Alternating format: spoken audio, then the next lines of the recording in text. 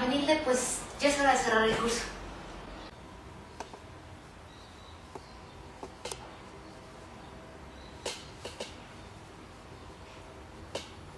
Hemos llegado al final del primer curso de la maestría Teoría y Perspectivas. Y en este espacio nos gustaría discutir algunas de las actividades que hemos presentado y lo que ustedes han compartido y han realizado a partir de esas actividades. Más que hablar, Gaby, de las primeras actividades que llamamos no rutinarias, me gustaría quizá comenzar la reflexión con las primeras 3 lecturas que propusimos.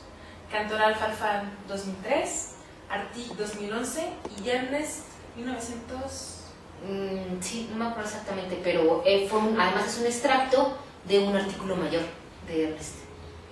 Sí, estos artículos, es importante hacer énfasis que estos artículos presentan visiones muy particulares de estos autores. Por ejemplo, la propuesta de analizar de Cantoral Farfán la matemática educativa a partir de la evolución de ciertas etapas específicas que ellos notan es definitivamente una visión particular. Otros autores ni siquiera mencionan o han identificado esas etapas. Hay puntos en común, por ejemplo, en general los autores más estudiosos sí pueden identificar una evolución desde una didáctica muy tradicional en la que el profesor es considerado como el gurú, como el mago de la historia, y la enseñanza es todo un arte donde no hay nada que cuestionar, por supuesto no hay nada que investigar, hasta hoy en día que hay muchos marcos y hay muchas herramientas para hacerlo. Esos son quizá puntos en comunes, pero ya la separación y los análisis más finos definitivamente parten mucho del punto de vista particular de cada investigador. Y uno como un investigador y como un lector crítico también tiene esa obligación de ser crítico ante lo que está leyendo. Puede o no estar de acuerdo, y como a muchos nos pasó, y también lo he notado ahora en este curso, claramente uno se puede identificar, porque de cierta manera también es una evolución un tanto personal de tu manera de dar clases, tu manera de entender la problemática. Entonces también te puedes identificar, pero en todo caso hay que mantener una actitud crítica. Por ejemplo, en cuanto a los mitos que menciona Ernest, en las discusiones que yo los oí mantener y en las partes de los resúmenes cuando lo mencionaron, a todos les sorprendía, y a muchos decían, es que sí es cierto, en realidad es un mito, no tendría por qué ser así. Otros, por ejemplo, podían no estar de acuerdo. Recuerdo un mito en especial cuando Ernest dice que es un mito que la matemática no guste, sea una materia de rechazo en la escuela. Y decían, no es un mito, es una realidad, a la gente no le gusta la matemática. Pero entonces hay que entenderlo en el contexto, por ejemplo, que lo dice Ernest. Claro, si estoy hablando de una matemática que yo veo en la escuela, que solo a mis alumnos les pongo ejercicios, y como profesor de matemáticas solo me dedico a reprobarlos y hacer la materia del terror, pues claro que por supuesto no les va a gustar, pero no era esa matemática precisamente a la que se refería Ernest. Entonces, cuando uno lee a un autor, tiene que entenderlo en la complejidad de todo lo que está diciendo y por qué lo está diciendo, y desde ahí lanzar y proponer nuestras críticas. Y yo creo que, por ejemplo, en el resumen reflexivo que ellos tuvieron que hacer, muchos sí lograron esta parte de a lo mejor apropiarse de algunas ideas, en otras mantenerse un tanto escépticos, en otras reconocerse a sí mismos, y así ha habido de todo, ha habido de todo. Yo creo que esto que mencionas acerca de los reportes, nosotros le llamamos resumen reflexivo, pero finalmente es reportar lo que uno ha ido leyendo, lo que uno ha reflexionado a partir de 3 artículos. Yo quisiera aquí retomar un punto que me parece fundamental, y es que cuando uno reporta ideas, tiene que utilizar ciertas palabras, ciertas maneras para señalar. Cantoral Farfán reconocen diferentes etapas del desarrollo. No soy yo. Estos autores reconocen estas etapas. Luego yo puedo decir, a mí me parece que esas etapas se constituyen tal cual, o yo creo que hay etapas intermedias, o quizás hay partes en las investigaciones que se han desarrollado que fueron tan mínimas o que no alcanzaron a tener un desarrollo más importante, que no forman parte de ninguna etapa, por ejemplo. ¿no? Es decir, señalar en mi reporte que hay ideas que vienen de sus artículos, que los autores las sostienen, y que la responsabilidad mayor de lo que se dice es de ellos, y no mía, ¿no? Y que yo puedo, claro, si yo digo, Cantoral Farfán dicen que fueron 6 etapas, ¿no? Pues una vez que yo ponga la referencia, alguien que le va a decir, no, ella no leyó bien, porque ella señala que son 6. Pero una vez que uno pone las referencias, el mismo lector tiene ya derecho a ver el reporte que uno hace, reconocer que es una interpretación, que tiene mucho de subjetivo, y puede ir a las fuentes originales para tener derecho a una propia interpretación, ¿sí? Entonces yo creo que en esta retroalimentación que hemos hecho de cada uno de los resúmenes reflexivos, intentamos mostrar estos elementos que caracterizan el reporte de una investigación o de una lectura reflexiva. Por supuesto que esta actividad tenía el objetivo de que ustedes reportaran y poco a poco ir teniendo más ideas, más elementos para construir un reporte pues mejor elaborado. Sí, es una tarea difícil escribir. La verdad es que era una tarea importante porque sabíamos que es la primera vez que se van a enfrentar a esa tarea de escribir un escrito más serio, más formal, referenciado, bien referenciado, donde claro que importa quién lo dijo. A partir de ahora es claro, y así debería ser, que no es mi opinión, es claramente lo que estoy leyendo, lo que estoy entendiendo, y también tiene que ser clarísimo que a partir de ahora mi opinión ya no puede ser mi opinión fundamentada en mi experiencia tal cual, o yo he vivido tales cosas, o mi abuelita me dijo. Hoy tenemos y debemos tener y deberemos tener muchas más fuentes para fundamentar nuestras opiniones. Aunque sean opiniones, tenemos que tener una fuente mucho más firme, y por eso siempre es importante estar referenciando. Claro que hay que reconocer que esta tarea no corresponde a una plática entre profesores como están tomando un café. Sí, claro. Creo que es la diferencia que tienes que hacer. Yo puedo hablar de lo que yo pienso y lo que yo creo en ciertos espacios, pero en otros tendré que decir en base a esto, ¿sí? Y en todo caso uno puede hablar de la experiencia diciendo, ¿no? En base a esto y con la experiencia que yo he tenido, basada en, ¿no? Porque también la experiencia tiene una manera de referenciarse. Exactamente, exactamente. Bien, yo quisiera ahora que hablemos de las últimas dos lecturas que propusimos. Estas lecturas atienden a mostrar elementos de dos teorías muy distintas, la teoría de situaciones didácticas y la etnomatemática. Entonces, primeramente me gustaría hablar de algunos elementos de la teoría de situaciones didácticas, y es que en los foros, a partir de las presentaciones, noté que no se logran todavía situar ciertos elementos de la teoría.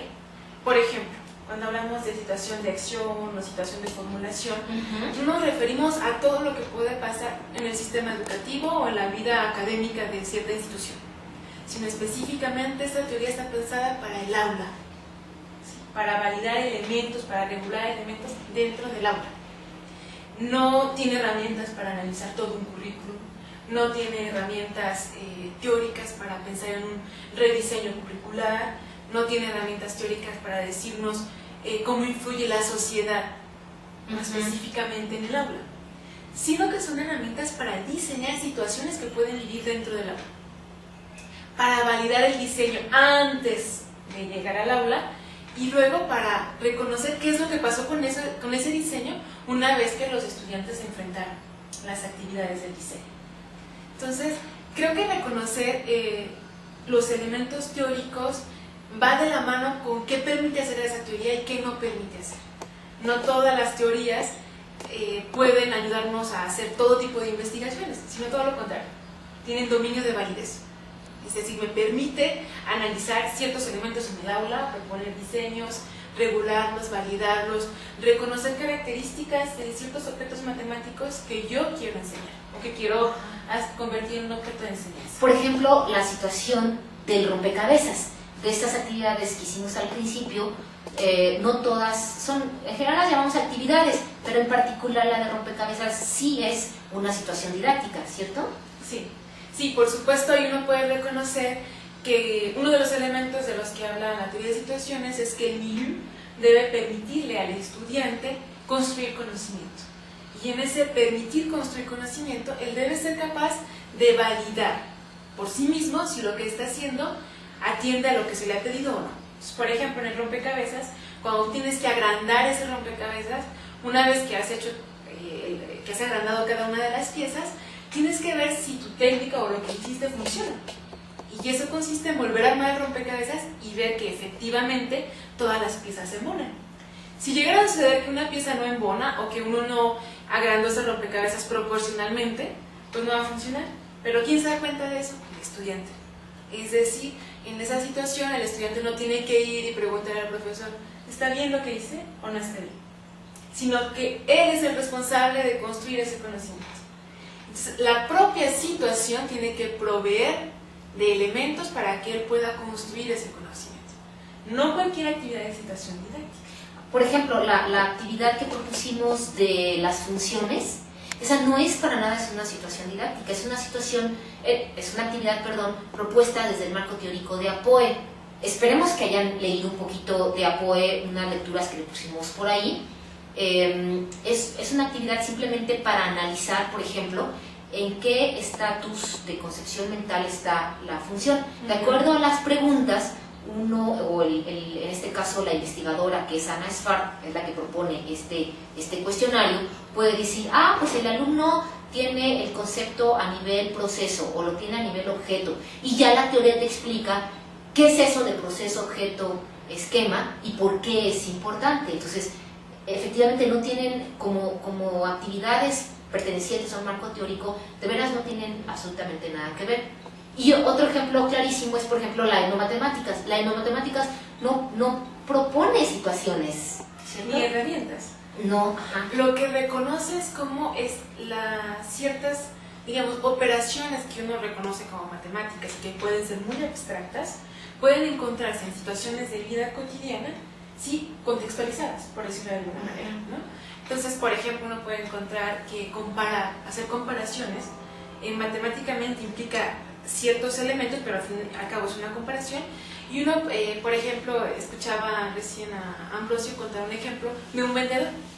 Y él decía, a lo mejor él nos puede decir que una docena de uvas, ¿sí?, es más cara porque es más dulce que otra misma docena de uvas. Es decir, matemáticamente para nosotros 12 uvas son 12 uvas, es el 12 asociado a la misma cantidad y el 12 asociado a la misma cantidad. Sin embargo, esta comparación no se rige por esa lógica. Estas uvas son más dulces, estas son menos dulces, por tanto, estas son más caras. Y lo que esta teoría permite ver es cómo dentro de cada contexto, esos procesos de comparación, de organizar, todas las actividades que podríamos reconocer como matemáticas, tienen como una transversalidad que no se pierde. Y de ahí que dice, bueno, es que la etnomatemática está presente en diferentes contextos o dominios o situaciones. Pero eso no quiere decir que cuando hablamos de la etnomatemática del vendedor de frutas, por llamarlo de alguna manera, es la misma que la que uno podría decir que tiene el profesor de matemáticas. Y claro, que en su teoría él da herramientas para caracterizar, pero uno no puede decir, existe una etnomatemática del mercado, porque justo lo que reconoce es que el vendedor que hace esta comparación entre dos tipos de uvas no va a ser la misma que el vendedor justo de al lado haga. Es decir, lo que él reconoce es que en estas situaciones específicas pueden aparecer operaciones transversales, pero que van a atender a ese contexto. Es decir, yo entiendo que estas uvas son más caras porque son más dulces, pero si me salgo del contexto, yo sé que a ti no te importa que sean más dulces o menos dulces, no vas a entender esa comparación. ¿Cuál es la lógica? ¿O qué es lo que motiva que sean más caras o menos caras? Entonces, lo que quiero decir con esto es que ese dominio de validez es distinto al de la teoría de situaciones. Que si yo quiero probar una actividad didáctica o diseñarla, la etnomatemáticas quizá no sea la teoría que me ayude a hacer eso, porque no me da herramientas para eso. O para reconocer procesos cognitivos. Porque la etnomatemáticas no me dice cómo, ¿sí?, el vendedor logra llegar a reconocer que esta es más dulce, que esta es menos dulce, que por tanto esta tiene menos valor o más valor, ¿no? Sino que dice, esto es lo que sucede. Parecería ir más en el sentido antropológico. Lo que yo analizo es lo que pasa y construyo elementos para explicar por qué pasa así. pero no tengo más herramientas para decir que siempre va a pasar, o cómo puedo hacer para que todos los vendedores logren comparar de la misma manera. Que en la escuela uno sí intenta que los estudiantes generen como herramientas, como las mismas herramientas para abordar una clase de tareas, por ejemplo. Yo creo que reconocer las teorías y sus visiones, sus objetivos, lo que las han motivado, el campo de validez o su dominio, nos permite entonces volver a esta lectura de Artit, donde reconocía la matemática educativa como campo de investigación y como campo de práctica. Ajá. El desarrollo de una teoría lo podríamos ubicar en este campo de investigación. Busco que la teoría sea coherente en sí misma, que sea especializada, y aquí quisiera retomar un elemento. Es decir, que sea especializada no significa que todo el mundo tenga que tener acceso a la teoría. Justo es algo contradictorio. Justo cuando yo especializo algo y busco coherencia interna, entonces hago que esa teoría sea como menos accesible. Que creo yo que Rousseau lo reconoce en su artículo, ¿sí? Pero eso tiene que ver con que en ese momento estamos situados en la investigación y buscamos que la teoría sea coherente en sí misma. Más nos alejamos de la práctica y trabajamos teóricamente para asegurar esta coherencia interna. Cuando luego vas a la práctica, te vas a enfrentar con nuevas quizás situaciones y eso te hará regresar a la teoría o no. Pero, es decir, creo que por eso esta distinción de como campo de investigación y como campo de práctica. Habrá elementos teóricos que no atienden a ninguna problemática en específico, pero finalmente esa es como parte de la teoría. Ni toda la matemática se puede difundir, ¿sí? Porque además es tanto el conocimiento que se ha generado, tanto la disciplina de la matemática que de la matemática educativa, que no todo puede difundirse y a lo mejor no tiene caso que lo difundamos. Es como que reconocer estos dos campos y lo que significa la difusión de conocimiento. Me refiero ahora al artículo de Cantoral Farfán, donde se hablaba de que se ha ido buscando que la sociedad conozca ciertos elementos, pero no todos. Si quienes eligen qué se conoce y no, depende de cada institución y depende de cada región e incluso de cada país. Pero ciertamente es una tarea titánica el que toda la teoría pueda ser comunicada como a todos los niveles. Y yo incluso diría que no sé si eso tenga sentido, ¿no? Sí, por ejemplo, la etnomatemática en verdad es bien bonita y engancha, además muy fácil, ¿no? Pero, por ejemplo, de ahí a preguntarse cómo la etnomatemática me va a hacer mejor profesor, no es el tipo de pregunta que la etno va a contestar. Y así, en realidad, los marcos teóricos te ayudan a contestarte diferentes preguntas, a analizar diferentes cosas, te sirven de diferentes maneras. Por lo tanto, efectivamente, a lo mejor hay investigadores que tienen una visión muy amplia de muchos marcos teóricos, pero en general todos los investigadores se pueden enfocar y son especialistas en uno, ¿cierto? No, es bastante más común que puedas identificar, tal investigador suele trabajar en tal marco teórico. No significa que no conozca a los demás, pero en general es lo que sucede, simplemente por coherencia, para que entiendas bien ese marco, de qué va, qué te permite hacer, y incluso lo puedas contrastar con precisamente lo que no te permite hacer.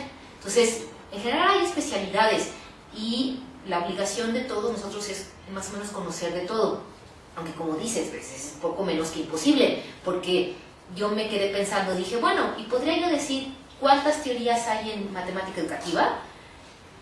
Porque además de ahí, luego hay investigaciones que mezclan marcos teóricos o mezclan elementos de marcos teóricos, que son los que los apoyan a contestar la pregunta que se están haciendo, el objetivo que están buscando, lo que necesitan explicar. Entonces hay muchas variables que pues no tendría caso ni siquiera poder decir, si yo conozco todas. Eso es imposible. De hecho, es un punto que actualmente se discute al interior de la disciplina y hay grupos de trabajo que tratan de ver si algunas teorías quizá usan los mismos constructos pero con diferente nombre. Entonces, ver coherencia entre teorías, si no hay dominios que se traslapan. Pero bueno, eso ya tiende a otra actividad y que es, como dices, especialistas de una teoría trabajan con especialistas de otra teoría e intentan ver si esos marcos pueden como articularse o concatenarse o tienen relaciones o no. Pero yo creo que este curso tenía como objetivo mostrar algunas teorías y algunos elementos o perspectivas teóricas dentro de la disciplina para mostrar justo que tenemos un campo de investigación que atiende al desarrollo teórico y un campo de práctica que se preocupa por las problemáticas tangibles o que son como que nos hablan más, las del habla, las de los estudiantes, esto que mencionaba también Arti como el reto mayor de una educación de calidad para todos y lo que eso implica. Y como lo discutían bien los participantes de este curso, qué significaba calidad y demás, que por supuesto los invito, si es que pueden, leer la lectura de los retos, y ahí se habla mucho más de lo que se entiende por calidad y demás. Y en este punto, sin querer alargarme más, quisiera decirles que cuando uno quiere conocer más una teoría, tendrá que hacer mucho más lecturas. Tesis, por ejemplo, artículos, ver cómo se han aplicado, y creo que eso va ayudando a clarificar. Porque yo notaba en nuestro curso cuando en los foros de las presentaciones había comentarios o participaciones en las que se mencionaba, por fin entendí lo que trataba de decir esto. Y uno puede ver que leí una vez, leí 2 veces, leí 3, una presentación, otra presentación, y todo eso me va ayudando a entender mejor. Por supuesto, hay mucho más lecturas, hay lecturas más recientes de las teorías que muestran, ahora que se cuestionan, ahora que dicen que ya no están tan de acuerdo con lo que se decía en un principio, etc. Yo creo que este curso sin duda habrá de motivar un interés mayor en estas teorías y en lo que reconocemos como matemática educativa. Varios dicen que sufrieron muchísimo, tanto por las cosas que tuvieron que escribir, como por lo que tuvieron que leer, incluso su nivel de discusión, por ejemplo, yo creo que también les costó trabajo, pero pues así es, ¿no? Yo creo que entrar a un campo disciplinar siempre es complicado, pero yo creo que en general fue un gran curso. Dijeron, mencionaron, discutieron puntos importantes. Yo creo que fue exitoso desde todo el punto de vista. Unos, como siempre, captan más unas ideas, otros captan más otras ideas, pero finalmente la retroalimentación y el esfuerzo de cada uno, yo creo que bien valió la pena. Sí, por supuesto. Yo también creo que comparto contigo esta opinión sobre el curso.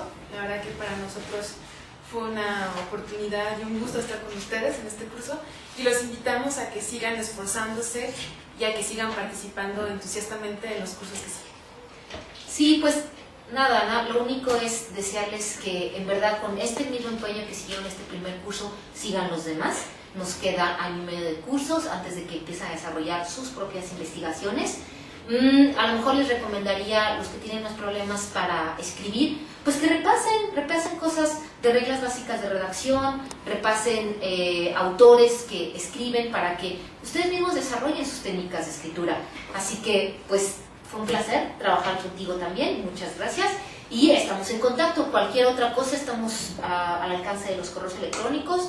Durante la semana seguiremos enviando las retroalimentaciones que nos faltan, las evaluaciones, que por cierto en las evaluaciones les pusimos al principio que les íbamos a proponer una calificación, o bueno, una evaluación, que les íbamos a proponer una evaluación. Entonces alguien dijo que, ¿cómo era eso de proponer? Pues yo contestaba que no se trataba de te voy a asignar una calificación y no tienes nada más que decir. Creo que es diferente, ¿no? Entonces en la semana vamos a estar enviando estas propuestas y pues ya está, ¿no? Sí. Estamos en comunicación con ustedes. Hasta luego.